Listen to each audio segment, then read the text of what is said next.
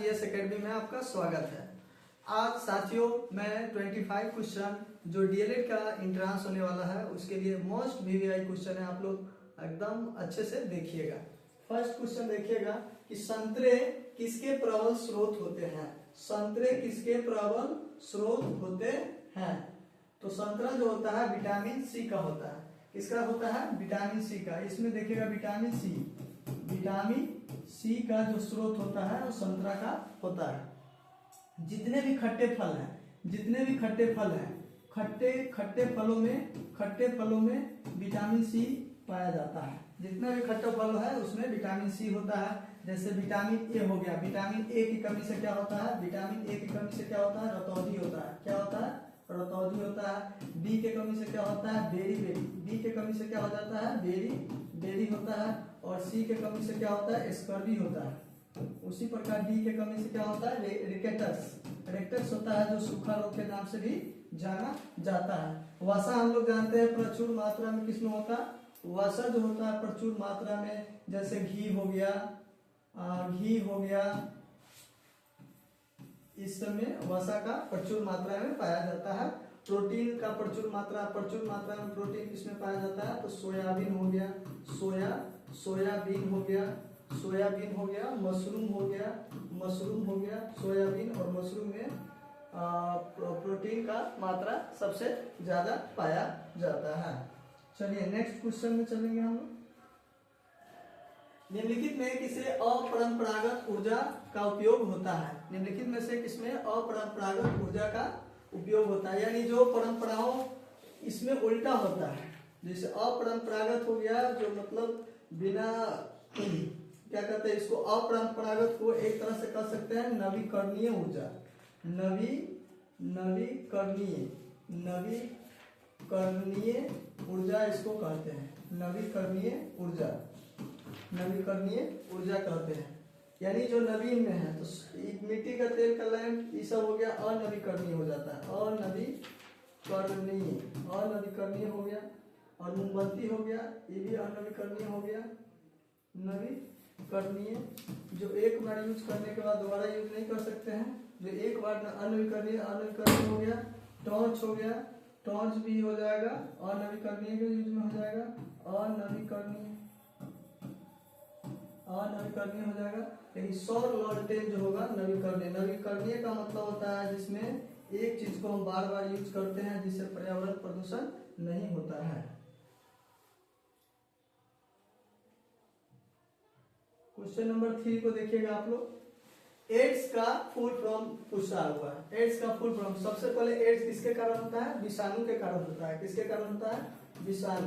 विषाणु के कारण एड्स होता है। एड्स का फुल फॉर्म होता है एक्वायर्ड इम्यूनोडेफिशिएंसी सिंड्रोम। क्या होता है? एक्वायर्ड इम्यूनोडेफिशिएंसी सिंड्रोम होता है। एक्वायर्ड इम्यूनोडेफिशिएंसी सिंड्रोम होता है। तो ऑप्शन आपका कौन सा हो जाएगा? Acquired immunodeficiency syndrome. Acquired, option C is the right answer. Acquired immunodeficiency syndrome होगा आपका।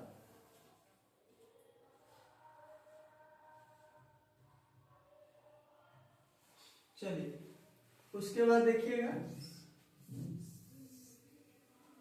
टेलीफोन का आविष्कार किसने किया है? टेलीफोन का आविष्कार कौन किए हैं? टेलीफोन का आविष्कार हो जाएगा अलेक्जेंडर ग्राहम बेल हो जाएगा। अलेक्जेंडर ग्राहम बेल जो है उन्होंने टेलीफोन का आविष्कार किया। थॉमस अल्वा एडिसन जो है बल्ब का आविष्कार किए हैं। किसका आविष्कार किए हैं? बल्ब का। गैलीलियो जो हो गया, मार्कोनी किसका किया है? रेडियो का। मार्कोनी किसका किया है? रेडियो का किया है। इसको याद रखिएगा। दूरबीन का खोज किया। किसका किया है? दूरबीन का। साथियों याद कीजिएगा, टेलीफोन का आविष्कार किसने किया है? तो अलेक्जेंडर ग्राहम बेल ने किया है। और थॉमस अल्वा एडिसन ने बल्ब का खोज किया है। गैलीलियो दूरबीन का खोज किया है। जी मार्कोनी जो रेडियो का खोज किया है। और वायरलेस, और इसका और हो जाएगा वायरलेस टेलीग्राफी का भी आविष्कार किया है। टेलीग्राफी का भी आविष्कार किया है। Question number 7। दोस्तों ये रिपीट हो गया है। नेक्स्ट क्वेश्चन चलेंगे। भाप इंजन का आविष्कार किसने किया है? भाप इंजन का आविष्कार किसने किया है? तो जेम्स वाट के द्वारा भाप इंजन का आविष्कार किया गया है। भाप इंजन का आविष्कार किसके द्वारा किया गया है? जेम्स वाट के द्वारा किया गया है। उसके बाद न्यूटन के बारे में आप लोग जानते ही हैं। न्यूटन जड़त्व का सिद्धांत भी दिए थे। आगे चलते हैं।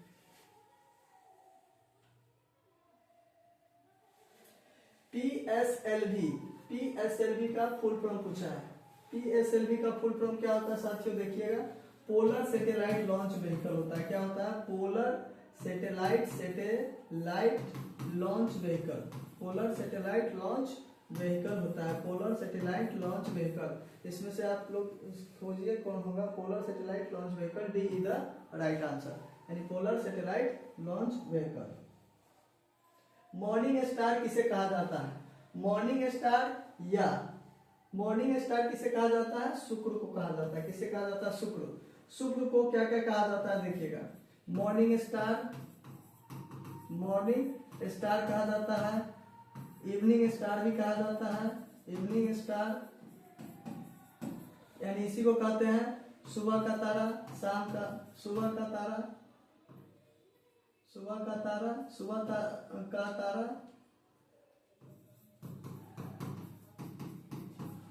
और इसको कहते हैं शाम का तारा भी कहते हैं। शाम का तारा। और उसके बाद ये हो गया सुबह का तारा, शाम का तारा। इसको मॉर्निंग स्टार, इवनिंग स्टार। और पृथ्वी का इसको क्या कहा जाता है? पृथ्वी का जुड़वा वाहन भी कहा जाता है। शुक्र को जुड़वा वाहन भी कहा जाता है। बहुत सारा चीज कहा जाता है। और आगे चलते हैं 10th में। डिटर्जेंट किस सिद्धांत पर सतहों की सफाई करता है? डिटर्जेंट किस सिद्धांत पर सतहों की सफाई करता है? तो पृष्ठ तनाव के द्वारा करता है। पृष्ठ तनाव का फॉर्मूला होता है, पृष्ठ तनाव बराबर होता है बल बटे लंबाई। क्या होता है? बल बटे लंबाई होता है। बल बटे लंबाई यानी टेंशन फोर्स। यानी अगर तनाव कम होगा, अगर तनाव ज्यादा देते हैं तो बल भी ज्यादा लगेगा। अगर ये लंबाई कम होता है तो बल ज्यादा लगेगा, बल कम होगा तो लंबाई ज्यादा लगेगा। 3D फिल्मों देखने के लिए प्रयुक्त चश्मे में होते हैं। 3D फिल्मों देखने के लिए किसका कौन सा चश्मा का उपयोग किया जाता है? नहीं उत्तल लेंस का किया जाता है, नहीं अवतल का भी नहीं किया जाता है, ना द्विकेंद्रित। इसका हो जाएगा पोलराइड। आंसर हो जाएगा पोलराइड का यूज किया जाता है। किसका यूज किया जाता है? पोलराइड का। निम्नलिखित में से विद्युत धारा का मापन किससे करते हैं? निम्नलिखित में से किसे विद्युत धारा का मापन करते हैं? तो विद्युत धारा मापने के लिए अमीटर का यूज किया जाता है। किसका यूज किया जाता है? अमीटर का।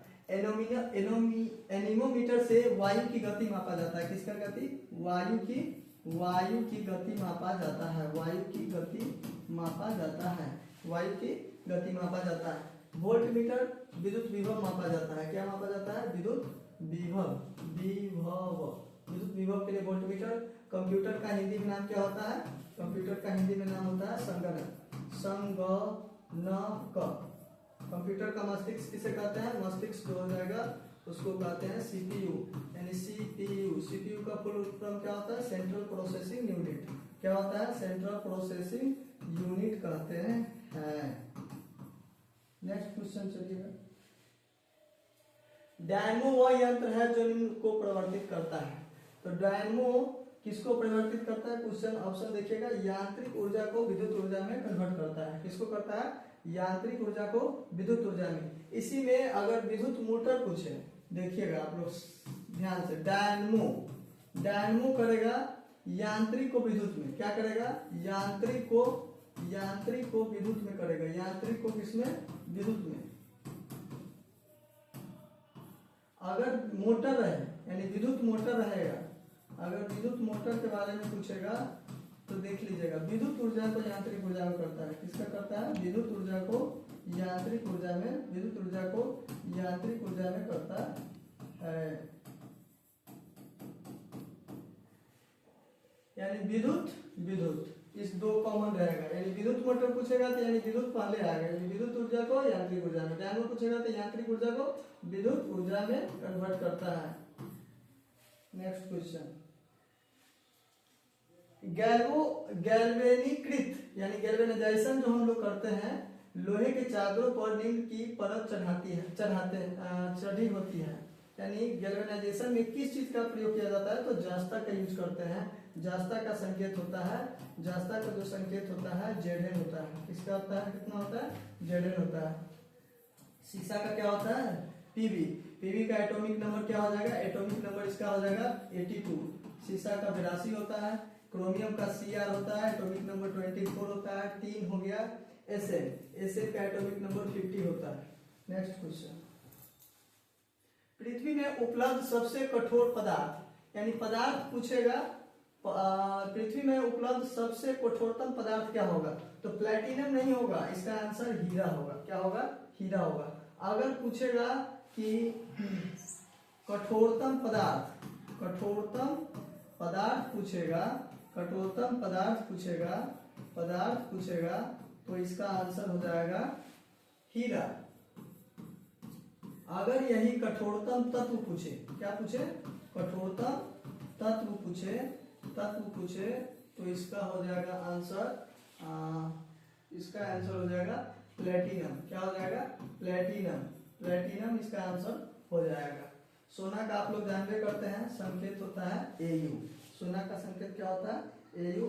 प्लेटिनम का Pt होता है, हीरा का और सल्फेट स्फटिक है।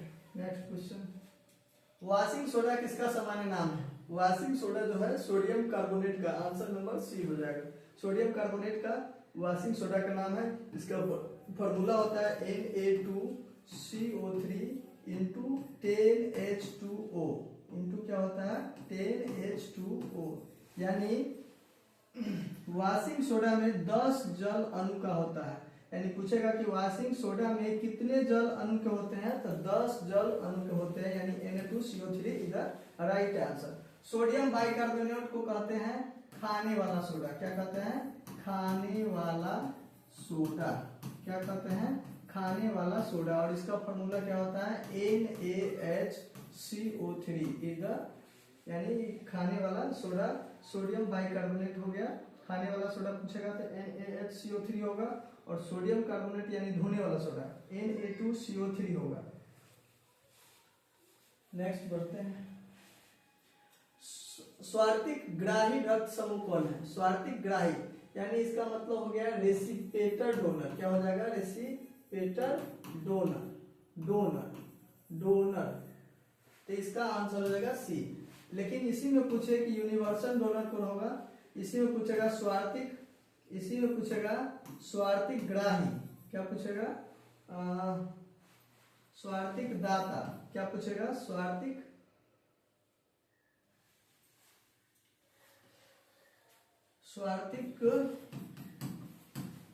इसी में पूछ दिया स्वार्थिक दाता यानी यूनिवर्सल डोनर। क्या हो जाएगा, इंग्लिश में क्या हो जाएगा, हिंदी में कंफ्यूजन हो जाता है, इंग्लिश में याद लोग आप लोग कर लीजिएगा। यूनिवर्सल डोनर पूछेगा तो ओ हो जाएगा, और स्वार्थिक ग्राही पूछेगा तो क्या हो जाएगा, ए बी होगा। कंफ्यूज नहीं होना है। रेसिप्रेटर डोनर पूछा तो ए बी, और यूनिवर्सल डोनर पूछेगा तो ओ हो जाएगा। नेक्स्ट क्वेश्चन, कीटभक्षी पादप का उदाहरण है। कीटभक्षी पौधा नेफेथिंज को कहते हैं। नेफेथिंज हो गया, सैंड्यू हो गया, सैंड्यू हो गया, एक फ्लाई आता है वो हो गया। ये सब कीटभक्षी पौधा। कीटभक्षी पौधा उत्पादक श्रेणी में आते हैं। किस पे, उत्पादक श्रेणी में आते हैं। उत्पादक में 100% एनर्जी होता है। कितना होता है, 100%। सबसे ज्यादा एनर्जी इसी में होता है, एनर्जी होता है। नेक्स्ट, एक प्रकाश वर्ष बराबर होता है। एक प्रकाश वर्ष में कितने होते हैं, एक प्रकाश वर्ष कितने किलोमीटर के बराबर होते हैं या मीटर के बराबर होते हैं। तो इसमें तो दिया हुआ है, इसमें ऑप्शन ही गलत है। इसमें 10 के पावर होता है, 10 इसको 10 बनाइए, 10 अब 10 बनाइए। इसमें कोई आंसर नहीं है, सारा आंसर गलत है। तो एक ये आंसर लिख लीजिए, अगर 9.46 गुने 10 के पावर 12 किलोमीटर, लेकिन यही पूछेगा कि वन लाइट ईयर बराबर क्या होगा, 9.46 गुने 10 के पावर 12 किलोमीटर हो गया। किलोमीटर में पूछेगा तो 9.46 गुने 10 के पावर 12, लेकिन 1 light year is equal to, अगर मीटर में पूछेगा तो 1 किलोमीटर में पूछेगा तो 9.46 गुने 10 के पावर 15 होगा। 15 नहीं होके इसमें 10 के पावर 15 मीटर हो जाएगा। और एक प्रकाश वर्ष में पूछे, एक प्रकाश वर्ष में कितना होता है, एक प्रकाश वर्ष में हो जाएगा 3.26 वर्ष, इतना हो सकता। ठीक है, नेक्स्ट। निम्नलिखित तत्वों में किसमें न्यूट्रॉन नहीं होता है, तो हाइड्रोजन में नहीं होता है। इसमें नहीं होता है, हाइड्रोजन में न्यूट्रॉन नहीं होता है। हाइड्रोजन के 3 समस्थानिक होते हैं, प्रोटियम, ड्यूटेरियम और ट्रिटियम। तो इसी में हाइड्रोजन H यानी एक, इसमें जो होता है इसमें कोई न्यूट्रॉन नहीं होता है, क्योंकि H होगा ऊपर नीचे एक तो माइनस हो जाएगा, 0 हो जाएगा, तो इसीलिए नहीं होगा। एंगस्ट्रॉम किसकी इकाई है, एंगस्ट्रॉम का संकेत होता है A के पावर, एंगस्ट्रॉम का संकेत होता है A के पावर 0। एक एंगस्ट्रॉम बराबर होता है 10 के पावर -10, यानी ये किसका इकाई है, तो तरंगदैर्घ्य का है, यानी वेव लेंथ का है। किसका होता है, वेव लेंथ यानी तरंगदैर्घ्य का है। या तरंगदैर्घ्य बराबर फॉर्मूला होता है v बराबर n लैम्डा। इससे भी निकाल लीजिएगा, ये आवृत्ति हो जाएगा, ये आवृत्ति हो जाएगा, और ये तरंगदैर्घ्य हो गया, तरंगदैर्घ्य हो गया, और ये वायु की चाल हो गया, चाल।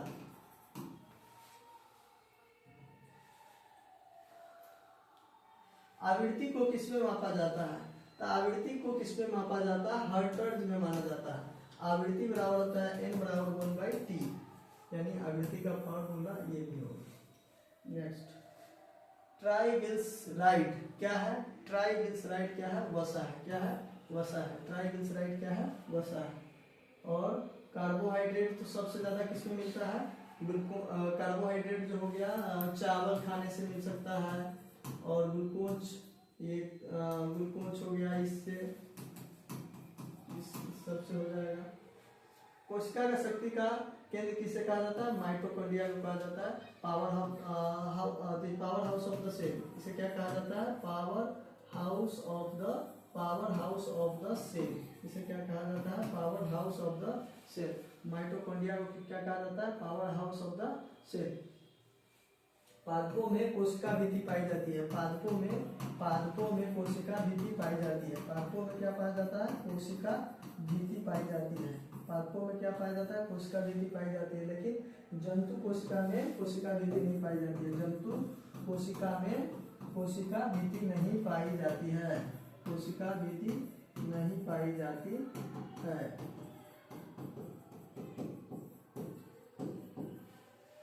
राइबोसोम को क्या कहा जाता है, प्रोटीन की फैक्ट्री, क्या कहा जाता है, प्रोटीन की फैक्ट्री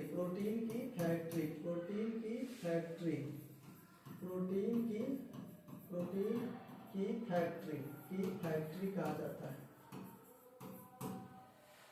प्रोटीन का फैक्ट्री कहा जाता है।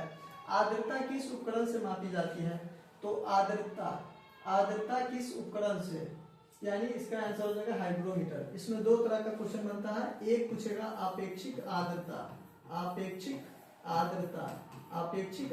पूछेगा किससे मापा जाता है, तो हो जाएगा हाइग्रोमीटर। क्या हो जाएगा, हाइग्रोमीटर।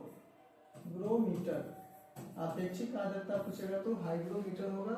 आपेक्षिक घनत्व पूछेगा